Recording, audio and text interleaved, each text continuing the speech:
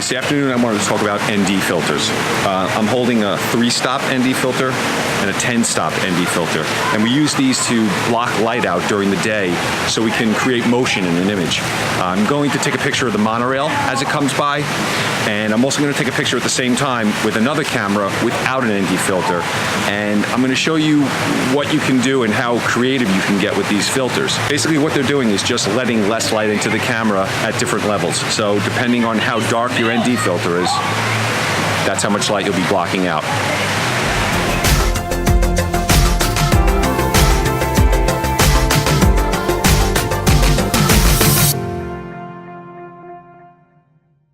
So we're out here in Epcot, and I wanted to demonstrate the difference between a slow and a fast shutter speed and how you can show motion in a picture. On this camera, I'm just going to shoot the monorail as it comes by with a fast shutter speed. It's actually a thousandth of a second, and that should freeze the monorail, you know, making a nice sharp picture of the monorail right where it is. On this camera, I have a neutral density filter that I'm going to put on it. Here comes the monorail, so we're all set and ready to go. I'm going to take both shots at the same time.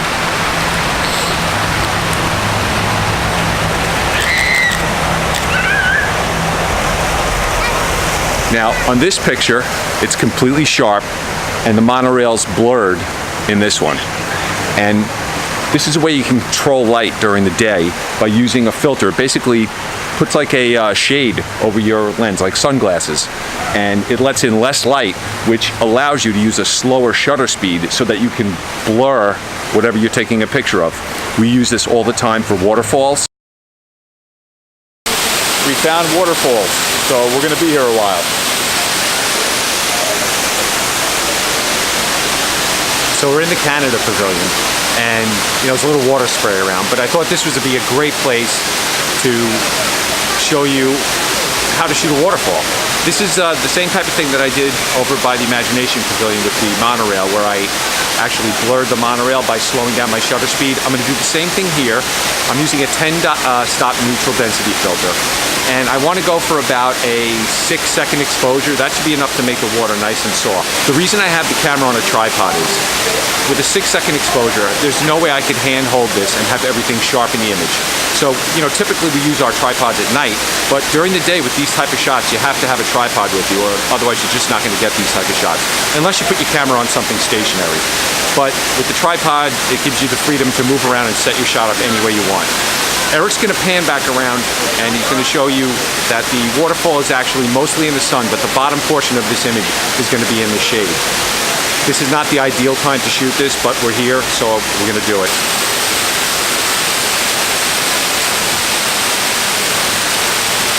So as you can see, the sun is hitting the waterfall, and it's illuminating it nicely. So if I really wanted to balance this out, I would shoot a bunch of different exposures, and then I could put them together in Lightroom, create an HDR, which is just a combination of a few different exposures, and the shadows I'd be able to bring up and drop down the highlights in the bright part. But that's a different video, and we'll do that in the Lightroom series. Another thing with this is I have my camera in exposure delay mode, which means the mirror is going to go up, and if you have a mirrorless camera, I guess you don't have to worry about this, but I do. And then it's going to wait 3 seconds before it actually exposes the image. This way it gets rid of any camera shake that there might be. Alright, so I'm going to take the image now. Everything's all set up. I'm actually at f9, ISO 100, and I have a 10-stop neutral density filter on here, and I'm getting a 6-second exposure. I'm shooting in manual mode because that lets me control everything that I want to do here. I'm going to take the image now. That's great. Now, what I can do with this afterwards is I can zoom in and crop out that dark part, and you'll just see the soft waterfall. I'm going to take the ND filter off, and I'm going to expose properly for the scene so you can get an idea of what it would look like if you didn't have the ND filter. The picture would either be overexposed because I have the shutter open too long and the bright sunlight, without the darkening the ND filter, or I'm going to have to expose it correctly and I'm going to freeze the water because the shutter speed is going to be too fast. I'm going to take another image. So to get this image right, it's 1/60th of a second and the water's frozen. That was a lot of fun. Anytime we get to go down to Disney World and shoot, we love it. And making these tutorials, especially about something like motion and using ND filters and trying to get creative with your images, is something we both love doing. This is one of those creative parts of photography that I know I love. I love digging in and messing around with the camera and seeing what I can do with it. And these filters let you do that. It's a different way to create images that are different than everybody else's, that can kind of set you apart. So if you've been following us on social media, you know that we use these techniques with ND filters, and also at night when you don't need one because it's dark enough out, to make all sorts of creative images.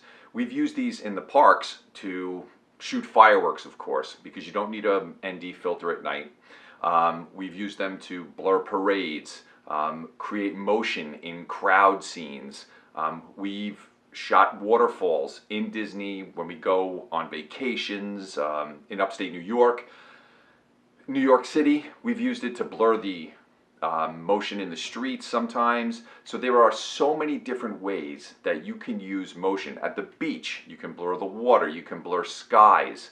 So learning ND filters and learning how to use them and not being afraid to use them and always having them with you is something you should get in the habit of doing if you're shooting with a DSLR or a mirrorless camera or anything that has a lens that you can screw filters onto, because it's going to take your photography to the next level. A tripod is usually a must in these situations, so that's something you're going to think about also. I hope this cleared up how you can use them and what you can do with them. There's all different levels of neutral density filters. They go from just a little bit of shading all the way up to almost black, where you can't see through them at all. And you can do exposures for 10, 15 minutes at a time and really get really creative with your long exposures during the day. So if you like the video, please thumbs up, helps us out. Click the notification bell if you want to know when we upload more videos, and subscribe to the channel for more videos like this. Okay, see you in the next one. Another unwritten rule for photography is patience. I was here at the Imagination Fountains trying to get some shots, and a show let out. So now I am waiting patiently for the crowds to clear so I can get back to shooting. So yes, you need to be patient sometimes.